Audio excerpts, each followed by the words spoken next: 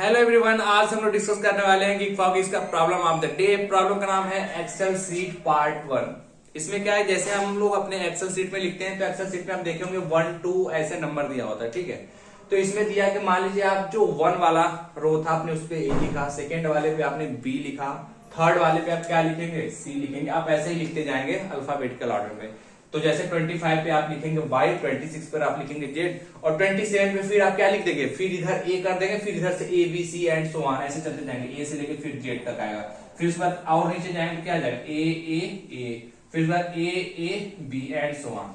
तो इसमें क्या है कि आपको ये नंबर दे दिया होगा, एक्सेल नंबर दे दिया होगा और आपको बताना है कि उस पर्टिकुलर एक्सेल नंबर पे कौन सा स्ट्रिंग लिखा होगा। ठीक है, अगर यही सी सीक्वेंस ऑर्डर में हम लिखते चले गए तो ठीक है, तो आपको ये बताना है। तो सबसे पहले आप अप्रोच ये देखिए इस क्वेश्चन को करने का। जैसे मान लीजिए आपके पास 2 दिया है, n इक्वल टू 2, तो आपको पता है कि आपको b प्रिंट कराना है। n इक्वल टू 2 के लिए आपको b प्रिंट कराना है। तो आप ये सोचिए कि n इक्वल टू 2 के लिए b कैसे आएगा। ठीक है, और सिमिलरली तो आप क्या करिएगा, n मॉडलो 26 ले ले, क्योंकि आपके कितने कैरेक्टर हैं 26 है, 26 के बाद क्या होगा, रिपीट होगा। तो ठीक है, तो आप n मॉडलो 2 ले लेंगे तो क्या आ जाएगा, आपको 26 ले लेंगे तो आपको आ जाएगा 2। तो इसका मतलब क्या आ जाएगा, ये b है। ठीक है, और आप ऐसा सेट कर लीजिए, यानी सेकेंड नंबर यानी कि बीएथ वाला इंडेक्स। ठीक है, सिमिलरली जैसे आप मान लीजिए आपने ये लिख दिया, ओके। अब आपके पास क्या होना चाहिए, अब n जैसे कि n इक्वल टू 2 था तो आपने b प्रिंट कर दिया और आपकी अब n की वैल्यू खत्म हो जानी चाहिए। ठीक है, तो आप क्या कर देंगे, n इक्वल टू n/6 कर देंगे, क्योंकि आपने पहला वाला जो एलिमेंट था आपने उसको प्रिंट करा दिया। ठीक है, जैसे आप एग्जांपल है, जैसे मान लीजिए आपके पास a और a है, a है। ठीक है, और ये इसका कॉलम नंबर क्या होगा, ठीक है, तो इसका ये हो जाएगा हमारे पास 27। ओके, अब आपको 27 से ए लाना है, ए लाना है। तो आप क्या करेंगे, सबसे पहले आप मॉडुलो ले लेंगे। ठीक है, तो 27 मॉडुलो किससे लेना है, 26 से, क्योंकि 26 कैरेक्टर होते हैं। तो ये क्या दे देगा हमें, कितना दे देगा हमें, 1 दे देगा। 1 मतलब बता देगा कि पहला कैरेक्टर क्या है, तो आपने प्रिंट करा दिया 1। ठीक, अब आप इसको आपने पहला कैरेक्टर प्रिंट करा दिया, तो अब आपको इसको मॉडिफाई करना है। तो क्या हो जाएगा, हमने लिखा था n इक्वल टू n/6 यानी 27/26 कर दो तो कितना आ जाएगा n, यानी कि हमारे पास n में हो जाएगा 1। फिर आपके पास 1 बचा, फिर आप फिर दोबारा आएंगे, चेक करेंगे n इक्वल टू 1, आप देखेंगे मॉडुलो लेंगे 26 के साथ। ठीक है, तो क्या आ जाएगा 1, यानी कि आपका कैरेक्टर फिर क्या है, दूसरा वाला a है। फिर आप इसको क्या करेंगे तो ये 0 आ जाएगा।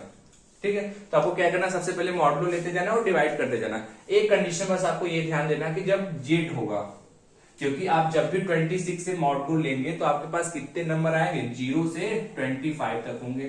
ठीक है, 0 से 25 तक होंगे।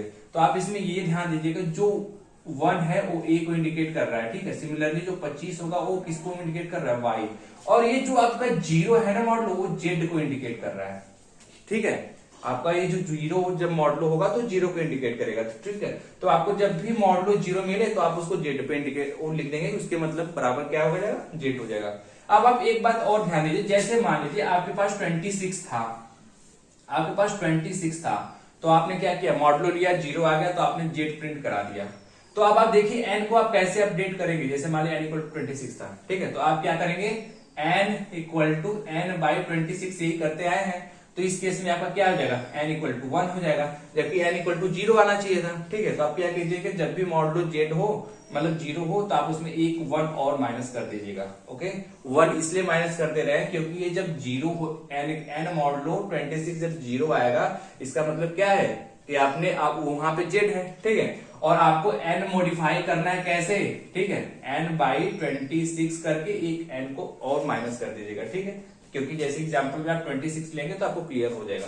वही आई होप आपको क्लियर होगा। तो इसी को थोड़ा कोडिंग पार्ट पे आते हैं। तो हमने लूप तब तक चलाया जब तक कि n मेरा ग्रेटर देन 0 है। तो सबसे पहले क्या किया, हमने मॉडुलो लिया, मॉडुलो से पता चल जाएगा कि कौन सा पहला कैरेक्टर है। ठीक, तो अगर मॉडुलो 0 आ गई तो क्या हो जाएगा, जेड हो जाएगा। जैसे मॉडुलो 0 रहा तो हमने क्या किया, जेड को इंसर्ट कर दिया। ठीक है, एसपी के इसमें 0th इंडेक्स पे। ठीक है, क्योंकि हम सबसे पहले जेड इंसर्ट करेंगे, ये भी मेरा 0th पोजीशन था। फिर उसके बाद हम और कुछ आएगा कैरेक्टर, इसको इंसर्ट करेंगे ऐसे एंड सो ऑन, मतलब पीछे से इंसर्ट करते हुए आएगा। तो हमने क्या किया, इंसर्ट कर दिया इसको, और यहाँ पे हमने क्या किया, n इक्वल टू n/26 -1। अगर मॉडुलो कुछ और है तो हमने उसको कैरेक्टर में बदल लिया। ठीक है, और फिर यहाँ पे हमने इंसर्ट कर दिया और n equal to n by 26। इन दोनों केस में बस यहीं पे एक जगह डिफरेंस आप ध्यान दीजिएगा और लास्ट में क्या है आपको स्ट्रिंग रिटर्न कर देना है। अगर आपको ये पार्ट क्लियर नहीं हो रहा तो चलिए समझते हैं इसको। जैसे मान लीजिए एक ये जो कैरेक्टर होता है उसकी आज की वैल्यू मान लीजिए कुछ भी है, मान लीजिए 20, मान लीजिए कितना है 47 है, एज्यूम कर लिया, आई एम नॉट श्योर इसका 47 है, ओके ठीक 47 है, ओके। अब आपको पता है कि अगर आपको जब भी ए प्रिंट कराना हो तो आपकी आज की वैल्यू 47 होना चाहिए। तो जैसे मान लीजिए आपने मॉड्यूलो लिया तो आपका कितना आ गया 1 आ गया, ओके 1 आ गया। तो आपको पता है कि 1 के लिए मुझे कितना प्रिंट कराना है ए। तो अगर मैं इसमें मैं आज की वैल्यू को कैरेक्टर में कन्वर्ट करूंगा, ठीक है, मान लीजिए क्या करेगा आज की वैल्यू जो भी रहेगी उसको कन्वर्ट कर देगा। अगर मैं इसमें कैरेक्टर 1 कर दूंगा तो ये क्या हो जाएगा, इसकी आज की वैल्यू कितनी हो जाएगी 47 और ये प्लस 1 कितना हो जाएगा 48 और ये मिलाकर क्या प्रिंट कर देगा बी, जबकि ए 1 इक्वल टू मेरा क्या था 1। तो आप इसमें इसको एडजस्ट करने के लिए, ठीक है, आप -1 प्लस आज की वैल्यू ऑफ ए डाल दीजिए, ठीक है। तो यानी इसके रिस्पेक्ट में पता चल जाएगा कितनी वैल्यू है, ठीक है। तो हमने क्या किया मॉडलो जितना भी आया था मेरा -1 प्लस आज की वैल्यू, ठीक। आई होप आपको क्लियर हो गया। और आपको क्लियर नहीं है तो कमेंट बॉक्स में जरूर मेंशन करें और इसका जो कोडिंग पार्ट है आपको कमेंट सेक्शन में मिल जाएगा। Thank you.